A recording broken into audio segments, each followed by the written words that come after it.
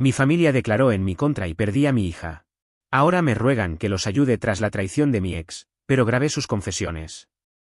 Me llamo Camila, 34F, vivo en Houston, Texas, y hasta hace poco llevaba una vida normal, o eso creía, con mi esposo, Julian, 36M, y nuestra hija ella, 5. Todo se vino abajo de una forma tan brutal que todavía me cuesta procesar.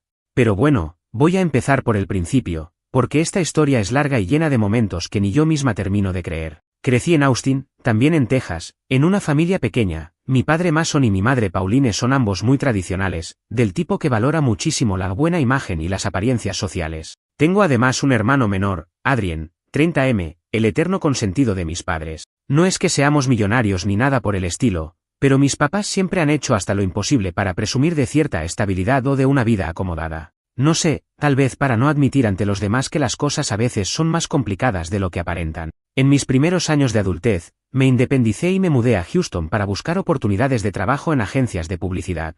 Allí conocí a Julian, un tipo aparentemente encantador, con una personalidad extrovertida y ese encanto sureño, que a veces suena a cliché, pero que en su caso parecía auténtico. Él venía de Baton Rouge, Luisiana, con un historial de empleos inestables y grandes planes para revolucionar el sector de la restauración. Nos enamoramos rápido, y no tardamos mucho en irnos a vivir juntos a un departamento cerca de Midtown, un vecindario que en ese entonces se estaba poniendo de moda. Mis padres, por supuesto, tenían 1000 reparos con eso de la convivencia sin matrimonio, pero hicieron un esfuerzo por tragar sus críticas. Ellos solo querían ver a su hija sentando cabeza y proyectando la imagen de estabilidad que tanto les gusta.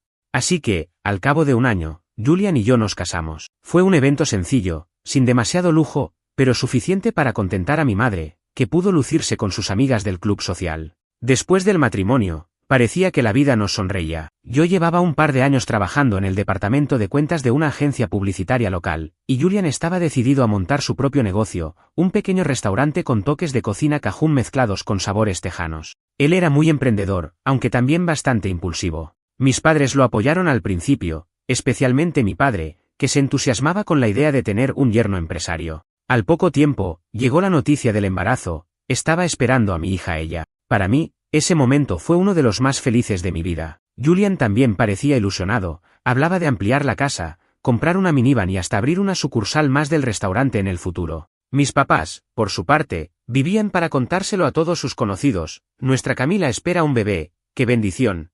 Me hacían sentir como si finalmente hubiera logrado algo digno de su orgullo. Sin embargo, mientras mi panza crecía, Julian empezó a mostrar una cara que yo no conocía. Era detallista a ratos, sí, pero luego se volvía irritable, impaciente, y hasta despectivo con mis opiniones. Llegué a pensar que era el estrés del futuro negocio y la presión de convertirse en padre. Mis padres me aconsejaron que no hiciera olas y que me centrara en descansar y cuidar mi salud. Para colmo, en mi agencia no me ofrecieron la mejor de las licencias de maternidad, y Julian hizo hincapié en lo mucho que necesitaba mi ayuda para organizar la contabilidad de su nuevo restaurante. Al final, decidí dejar mi trabajo en la agencia para dedicarme por completo a la llegada de ella, y supuestamente, a ayudar con el proyecto de Julian. Como muchos sabrán, renunciar a tu independencia económica no es fácil, y en mi caso fue un salto al vacío. Pero mis padres creían firmemente en el modelo donde la madre cuida de la casa y el padre trae el dinero. Yo misma llegué a pensar que ese era el plan ideal. Craso error. Lamentablemente, después del nacimiento de ella, en lugar de sentir la unidad familiar, empecé a notar a Julian cada vez más distante. Al principio, se escudaba en que el negocio le demandaba muchas horas, que debía lidiar con proveedores, empleados, papeleos. Y yo, desde casa, con una bebé de meses, solo podía confiar en su palabra. Pero su ausencia dejó de ser únicamente física, emocionalmente estaba desconectado. Se molestaba si yo le pedía explicaciones, se ponía agresivo si revisaba sus llamadas, e incluso llegó a pasar noches enteras fuera. Cuando se dignaba a volver, ponía cualquier excusa absurda. Yo me estaba consumiendo en la angustia y el agotamiento. Mi madre solo me recomendaba comprensión hacia él, y mi padre decía que yo era muy afortunada de tener un marido ambicioso y proveedor. Esa actitud pasiva-agresiva de mi propia familia me hacía sentir cada vez más sola. Por un momento, pensé que me volvía loca, que tal vez era yo quien estaba exagerando. Pero mis sospechas comenzaron a crecer, ¿y si Julian me estaba engañando? ¿Por qué evitaba estar conmigo y con la niña, justo en el momento que más lo necesitábamos? La gota que colmó el vaso llegó cuando ella cumplió 3 años, y todo explotó de la peor forma posible. Pero lo peor no fue solo descubrir la traición de Julian, sino también la forma en que mi propia familia, sí, esos que deberían apoyarme sin condiciones, decidió hacerme a un lado, poniéndose de parte de él en el momento más crítico de mi vida. Aún no sabía que vendría una batalla legal que me dejaría marcada, y que, increíblemente, me iba a arrebatar a mi hija. Después de ese accidentado cumpleaños de ella, todo se convirtió en una pesadilla. Julian se llevó a nuestra hija a casa de sus padres, a las afueras de Conroe, dejando claro que yo no era bienvenida mientras no cambiara mi actitud. Cuando intenté contactarlo, solo recibía respuestas frías o mensajes evasivos. Me decía que necesitaba tiempo para reflexionar sobre nuestro matrimonio, y que, por ahora, prefería que ella se quedara con él y sus padres. Yo estaba desesperada, llamando a mi madre Pauline para pedirle consejo, pero sus reacciones me dejaban pasmada. Camila, no presiones a Julian, se va a cansar si sigues con tus reclamos. Además, no olvides que sus padres han invertido en su restaurante. Tu suegro puede ponerse en tu contra si te comportas así. Así hablaba ella, dejando entrever que prefería no enemistarse con mi suegro James y mi suegra Nora, una pareja con bastante poder económico, en lugar de velar por mi bienestar o el de ella. Mi padre Mason tampoco me apoyaba mucho, repetía el mismo discurso de no hagas olas y concéntrate en mostrarte serena. Mientras tanto, mi hermano Adrien, que trabajaba en una compañía petrolera en Midland, apenas me mandaba un par de mensajes en plan, ánimo, sis, ya se resolverá. Me sentía profundamente sola. A los pocos días, la situación escaló cuando recibí un correo electrónico con documentos legales. Julian había iniciado un proceso de separación, y lo que era peor, estaba pidiendo la custodia completa de ella. Alegaba inestabilidad emocional de mi parte, y hasta había presentado presuntos testimonios, declaraciones escritas, supuestamente de personas cercanas, donde se me acusaba de ser impulsiva y agresiva, como lo había demostrado en la fiesta de cumpleaños de mi hija. Lo más perturbador era leer esas líneas que hablaban de mí como si fuese una especie de amenaza para mi propia niña. Mi primera reacción fue llamar a un abogado especializado en familia, recomendado por una excompañera de la agencia de publicidad. Se llamaba Rodríguez y tenía su despacho cerca del downtown de Houston. Me advirtió que, sin pruebas contundentes a mi favor, aquella escena durante el cumpleaños, la confrontación con Julian y la supuesta agresión a su amiga, podía ser usada en mi contra. Al escuchar eso, sentí que el mundo se me venía encima. Necesitaba aliados, testigos dispuestos a confirmar que no estaba loca ni era violenta, que simplemente había descubierto la infidelidad de Julian. El problema era que la mayoría de los invitados a la fiesta habían salido tan escandalizados por el alboroto que ni siquiera tuve la oportunidad de contarles mi versión. Y para colmo, mi propia familia no estaba dispuesta a apoyarme. Intenté convencer a mi madre de que declarara a mi favor, de que dijera la verdad, que había visto a Julian y a esa tal Harper en actitud más que sospechosa. Pero Pauline esquivó el tema con un no me voy a meter en problemas, Camila, y me soltó un discurso ridículo sobre la importancia de no romper la armonía familiar. Lo mismo con Mason. Cuando fui hasta la casa de mis padres en Austin para explicarle lo que estaba pasando, se limitó a negar con la cabeza y decir, hija, no puedes exponer a Julian así, nos va a perjudicar a todos. Acordamos con tus suegros no difamar ni crear escándalos. Lo mejor es resolverlo de manera civilizada. No podía creerlo, era como si ya hubieran pactado algo con mi ex y mis suegros a mis espaldas. Y no me equivocaba. La verdad salió a la luz después, cuando me enteré de que Julian y sus padres habían prometido a los míos cierta compensación para su negocio familiar. Mi padre Mason intentaba levantar una nueva sucursal de su antigua compañía de fontanería. Aunque, en un principio, Pauline y Mason me lo negaron todo, se notaba que preferían no arriesgarse a enemistarse con las influencias de los suegros de su hija. Así de absurdo, mi familia vendió su lealtad a cambio de un apoyo económico que, se supone, impulsaría el emprendimiento de mi padre. Por eso, cuando llegó la fecha de la primera audiencia de custodia, vi lo inimaginable. Mason y Pauline, mis propios padres, declararon cosas terribles sobre mi comportamiento. Narraron la escena en la fiesta como si yo hubiera enloquecido sin motivo aparente. Dijeron que, aunque me querían, estaban muy preocupados por mi instabilidad. Incluso Adrien, que apenas había aparecido en toda esta historia, escribió una declaración escrita donde supuestamente confirmaba que yo era inestable desde niña. Él, que ni siquiera había estado el día del cumpleaños, fue demoledor. Yo me sentí como si recibiera un puñetazo en el estómago cada vez que abría la boca alguno de ellos. Mi abogado y yo intentamos contrarrestar sus palabras señalando lo obvio, tenían un claro conflicto de intereses, pues estaban recibiendo promesas de parte de mis suegros. Pero sin pruebas concretas, todo se quedaba en meras conjeturas. Julian, por su parte, lucía tranquilo, impecable con su traje y su cara de pena fingida. Hago esto por el bien de ella, decía sin inmutarse. Para rematar, la abogada de Julian sacó a relucir supuestas facturas de un tratamiento psiquiátrico que me inventaron. Argumentó que yo había acudido a terapia por graves ataques de ansiedad antes de casarme, lo cual era una total distorsión de la realidad. Lo único que hice fue ver a un psicólogo durante un par de meses para manejar el estrés laboral, nada grave ni secreto. Con esa narrativa, me pintaron como alguien potencialmente peligroso para la niña. Llegó el día en que el juez decidió, de forma provisional, otorgar la custodia primaria a Julian y decretar que yo solo podría ver a ella en visitas supervisadas hasta que el proceso concluyera. En ese instante, sentí que me arrancaban el corazón. No podía concebir la idea de separarme de mi niña. Ella, que siempre había estado conmigo, se quedaría con su padre, el mismo que me había traicionado y que ni siquiera se hacía cargo de ella cuando estaba en casa. Pero lo peor fue ese sentimiento de traición absoluta al ver a mi familia abrazando a Julian fuera de la sala, como si lo apoyaran en su gran victoria. Fue un golpe demoledor, un dolor insoportable que no sabría describir. Salí de la corte temblando, sin fuerzas, llorando de rabia. Todavía intenté aproximarme a mis padres para entender por qué, pero ellos se excusaron diciendo que no tenían opción y que sería mejor que tomara terapia y me calmara. Esa noche, volví sola a mi casa, que me parecía inmensa y vacía sin ella. Me senté en el sofá y lloré hasta quedar exhausta. Tenía claro que no pensaba rendirme, mi vida giraba en torno a mi hija.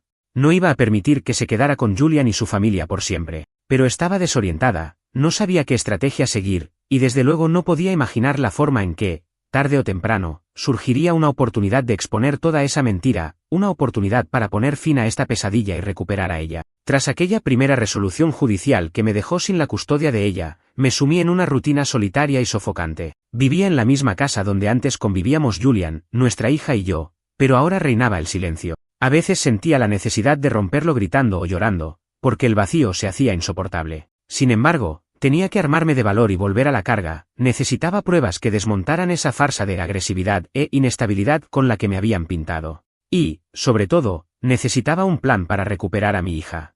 Empecé por buscar trabajo. Mi experiencia en publicidad seguía siendo valiosa, así que tras mover varios contactos, logré algo en una pequeña agencia local. No era el gran sueldo que anhelaba, pero al menos me aportaba independencia económica y me mantenía ocupada.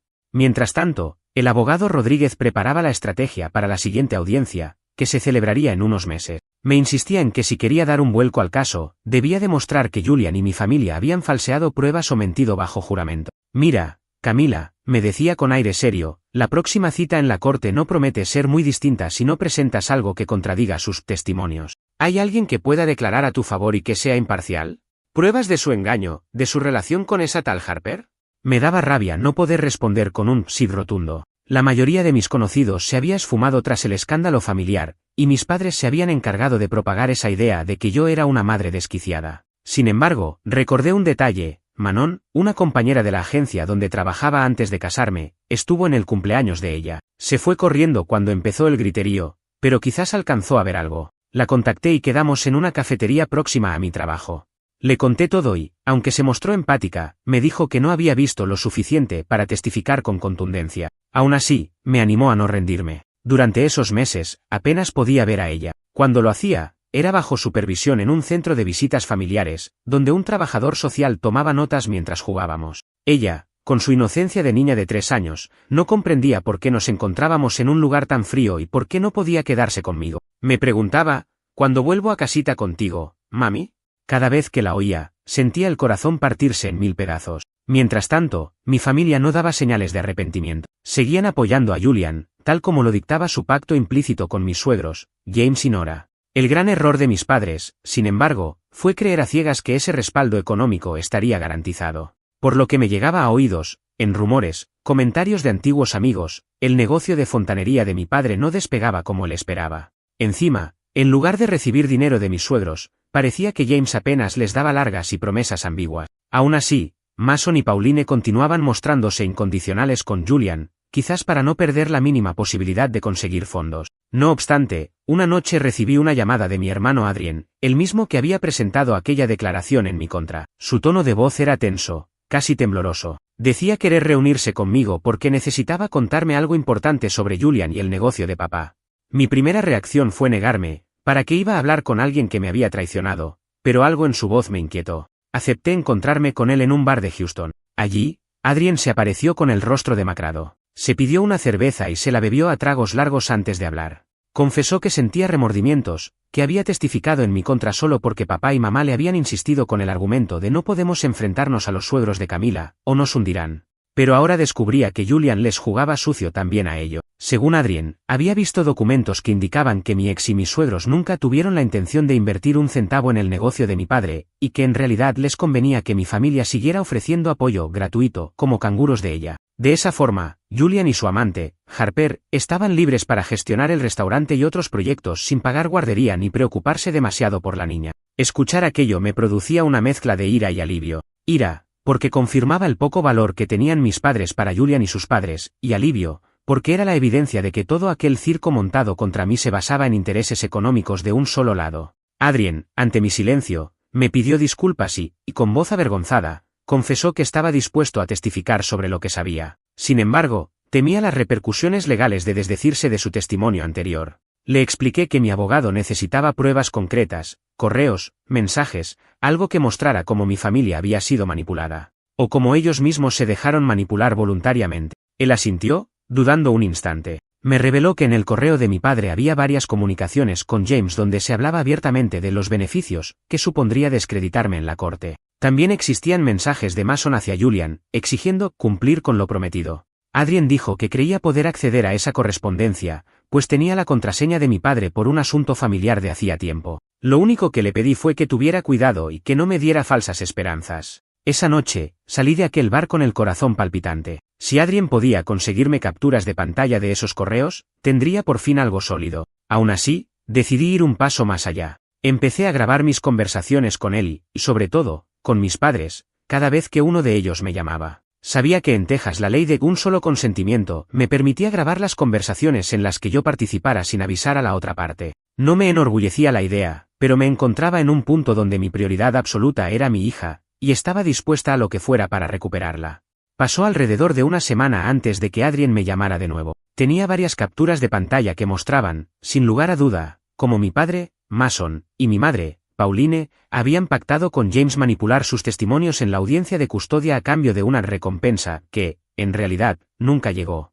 El lenguaje era explícito. Leía atónita frases donde mi padre le reclamaba a James: nuestra hija cumplió su parte, no aceptó testigos a su favor, y ahora queremos la suma acordada. No pude evitar que se me humedecieran los ojos de rabia al ver cómo se refería a mí como si fuera una pieza de un juego sucio. Pero eso no fue todo. También encontré mensajes en los que Julian le decía a James: mientras la familia de Camila cuide a ella, Harper y yo tenemos vía libre para enfocarnos en lo nuestro. Se refería a viajar para explorar la idea de abrir otro local en Dallas. Todo calzaba. Necesitaban que mi familia siguiera con la esperanza de recibir dinero, para que ella se quedara con mis padres y no con Julian ni con una niñera pagada. Así ellos podían vivir su romance sin preocuparse de la niña ni de un gasto extra. Aquello era repugnante. Sin embargo, al mismo tiempo, significaba que por fin tenía las pruebas que necesitaba, la evidencia de que mi familia y mi ex me habían incriminado falsamente por motivos egoístas. Inmediatamente se lo mostré a mi abogado. Quedó atónito. Teníamos no solo las capturas de pantalla, sino también varias grabaciones de audio en las que mis padres reconocían haber declarado en mi contra para complacer a los suegros y no perder sus contactos. Rodríguez me aseguró que esto cambiaría totalmente el panorama en la próxima audiencia y que, con un poco de suerte, el juez no solo revertiría la decisión de la custodia, sino que además podrían abrirse causas por perjurio. Esa noche apenas dormí. Estaba ansiosa, esperanzada y con un rencor terrible hacia mi familia, sí, pero decidida a usar todo aquel material para recuperar a ella. No imaginaba que, apenas unos días después, sería mi propia madre quien me llamaría para rogarme que la ayudara. Se habían enterado de que Julian y Harper se fugaban a Dallas por tiempo indefinido, dejando a ella de forma permanente con los abuelos paternos, y que James no pensaba darles ni un solo dólar a los míos. Pauline y Mason estaban desesperados, completamente hundidos, y de pronto querían reparar las cosas.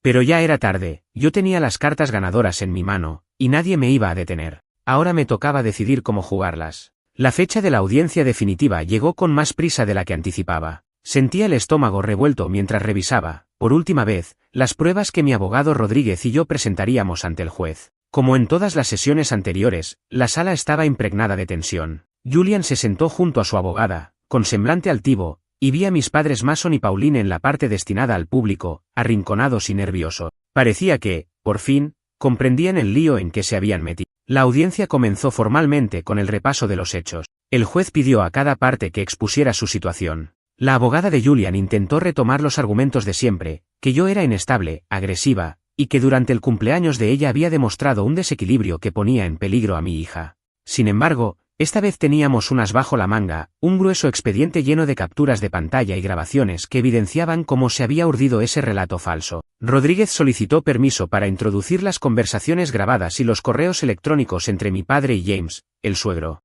El juez examinó parte del material en silencio, y luego, con gesto serio, nos permitió reproducir algunos audios. En ellos, se escuchaba claramente a mi madre, Pauline, afirmar que habían testificado a favor de Julian porque necesitaban el apoyo de sus suegros en el negocio familiar, reconociendo que no me consideraban realmente violenta, sino que lo habían hecho para asegurar la promesa económica de James. Después vino la grabación de mi padre, Mason, que en un tono furioso le reclamaba a James por no haber cumplido con lo prometido y por obligarlos a mantener sus declaraciones falsas ante el tribunal. Los ojos del juez se abrieron con asombro, y, de vez en cuando, fruncía el ceño al comprobar la manipulación que flotaba sobre el caso. Cuando llegó el turno de las capturas de correo, Rodríguez leyó en voz alta fragmentos donde se describía un acuerdo para mantenerme al margen de ella. Se dejaba clarísimo que Julian y Harper pretendían mudarse a Dallas, dejando a mi hija con los abuelos en Conroe, mientras mis padres, con la esperanza de recibir dinero, supuestamente cuidarían a ella buena parte del tiempo. El objetivo final, que ni Julian ni Harper se ocuparan de la niña, por conveniencia. Aquello, además de ser moralmente reprobable, contradecía por completo el discurso de que él era el padre responsable. El juez, visiblemente molesto, dirigió la mirada a mis padres y les preguntó si deseaban rectificar o añadir algo. Pauline se levantó con la voz temblorosa, admitiendo entre sollozos que me habían vendido en un intento de mantener buena relación con los suegros y no perder a mi hija por completo. Mi padre, más tenso, reconoció que había mentido para obtener el financiamiento de su negocio, pero que en realidad nunca presenció una conducta peligrosa de mi parte.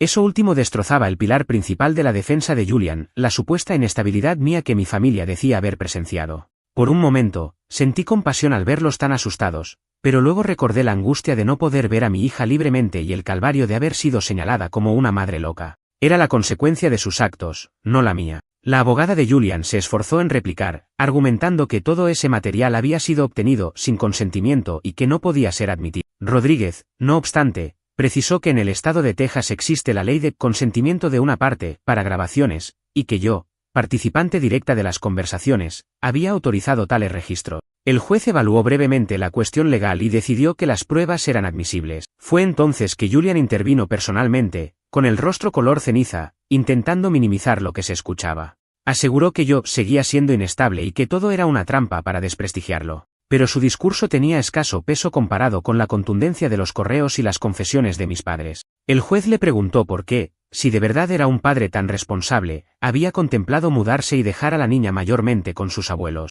Julian, acorralado, tartamudeó algo sobre planes de expansión del restaurante y no querer molestarme. A esas alturas, la falta de coherencia en sus explicaciones era evidente. Después de un receso de unos minutos para deliberar, el juez regresó con gesto firme y emitió su decisión. Se revocaba la custodia primaria que se había otorgado a Julian debido a la evidencia de engaño y manipulación en el testimonio previo. Se me concedía la custodia completa de ella, con la posibilidad de establecer un régimen de visitas para Julian, sujeto a supervisión temporal, mientras se evaluaba la adaptación de mi hija a esta nueva situación. El juez dejó abierta la posibilidad de investigar posibles cargos de perjurio contra Julian, mis padres y cualquiera que hubiera mentido bajo juramento, aunque esa parte quedaría en manos de la fiscalía correspondiente. En ese instante, sentí que un peso gigantesco desaparecía de mis hombros. Miré hacia mi abogado, quien me ofreció una sonrisa discreta, y noté que mi madre bajaba la cabeza con lágrimas. Mi padre, petrificado, comprendía por fin las consecuencias legales que podrían caerle encima.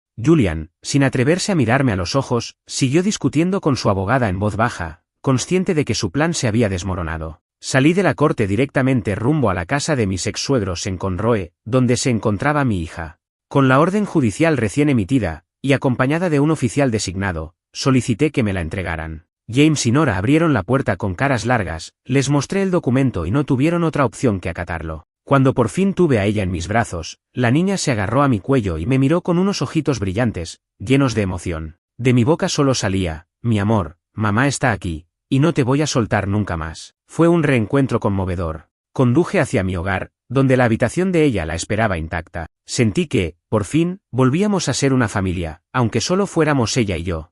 Esa primera noche juntas la acosté, le canté la canción que solía entonar cuando era bebé y la vi quedarse dormida con una paz que hacía meses no veía en su carita. Con el paso de las semanas, fui adaptándome a mi nueva vida. Retomé mi trabajo en la pequeña agencia publicitaria y negocié horarios más flexibles para poder pasar más tiempo con mi hija. Julian, según supe, vendió el restaurante y se marchó a Dallas junto con Harper, tal como planeaba. Intentó apelar la custodia, pero no le resultó fácil tras la cantidad de pruebas en su contra. De momento, tiene derecho a visitas supervisadas, aunque rara vez acude, alegando que le cuesta verlo todo perdido en Houston.